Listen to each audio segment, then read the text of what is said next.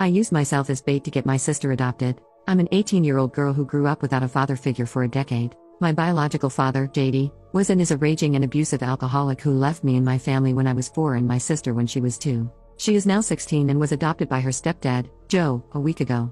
Growing up, I remember vivid details of JD beating our mother at us to the brink for a couple years, not to mention the days we were locked in our room for hours on end. Now onto the main story. For the past year, we needed a signature from JD to approve a transfer of rights to Joe, but he was off the map. I spent a month looking for his information, and when I did, I immediately contacted him. I told him I wanted to talk and have my questions answered with no shady stuff. Eventually, we continually talked until he trusted me with information and lies about what happened in the past. After knowing I gained enough trust, I asked him to sign Justice, my sister, to Joe so she could be happy. It took about a month of convincing him, but what he got in return was stable contact with me and he could consider me his daughter again. I know this is evil, but where my morals lie, my sister's happiness oversees everything I stand for. I would go to great lengths to ensure my siblings grew up like I never did. My sister has no recollection of that man, and I will do anything to ensure she doesn't know what we went through. After 4 months of communication, he signed the forms and emailed me the proof, and my sister's adoption court date was set in stone. After I got confirmation of the signature,